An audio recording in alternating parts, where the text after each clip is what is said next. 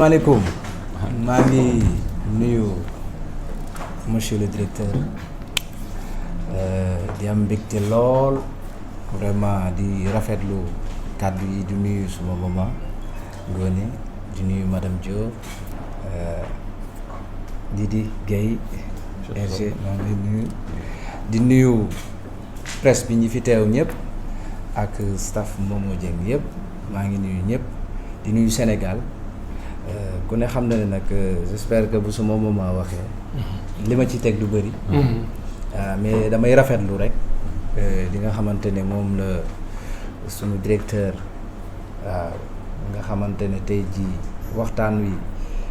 j'espère que ni mu mel ci suuf lu ko dàq noonu la meloon ci kaw sànq bi ñuy waxtaan li mu def lu dul dalal xel te j'espère que ku fa nekkoon artiste ku dul man di nga ñeme waaw di nga am fit sincèrement ñu koy ñaanal di ko féliciter aussi yéen bi nga xamante ne moom lañ ko jox yàlla woyofal ko lool vraiment ku ñu estimer la ku ñu fonk la ci ay kàddoom yu rafet ci bëgg réewam aussi parce que lépp lu mu fi wax rek j'espère que bëgg sa réew weesuwul loolu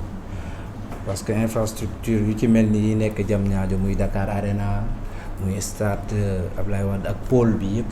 la fa nekk yëpp ñu defar ko lu dul réewum Sénégal damay wax sànq suma maman Ngoné ma ne ko man am naa chance dem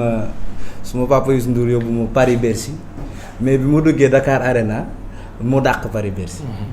waaw moo gën a macha allah la ma fa fekk donc damay foog ne maa ngi ci réewu tubaab yi ndax liggéey bu mucc ay buñ ko liggéey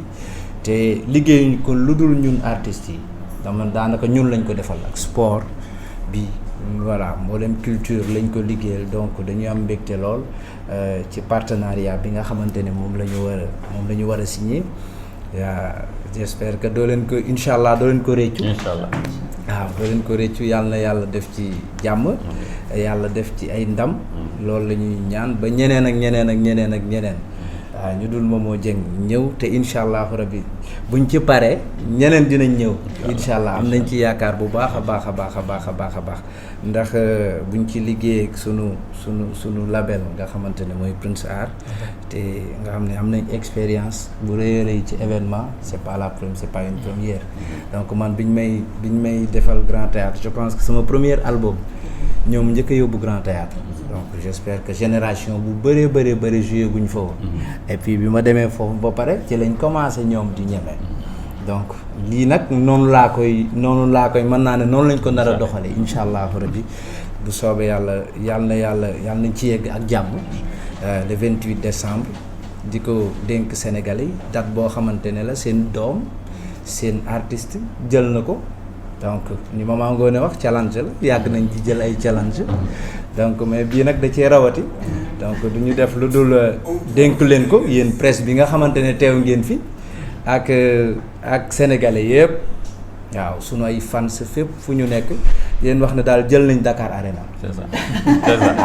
jël nañ Dakar Arena ba pare nag niñ ko jëlee dafa mucc ayib parce que dañ ko jël directeur ñëw toog moo koy signé donc lii lu jafe la. donc ku ne xam na ne jot amul jot mu teewe li donc mbégte bu rëy la te am nañ yaakaar incha allahu rabbi daañ ci def lépp lu ci war bu soobee yàlla ba ñeneen dinañ ñëw incha allah jërëjëf. monsieur le directeur général ci nomination bu bees bi comme moom ni mu ko waxee tout à l'heure ñu ñaan na ko rek yan bi woyof lool ci boppam parce que gis nañu à travers sa déclaration d'aujourd'hui vraiment que nit bu bëgg que affaire bi dox la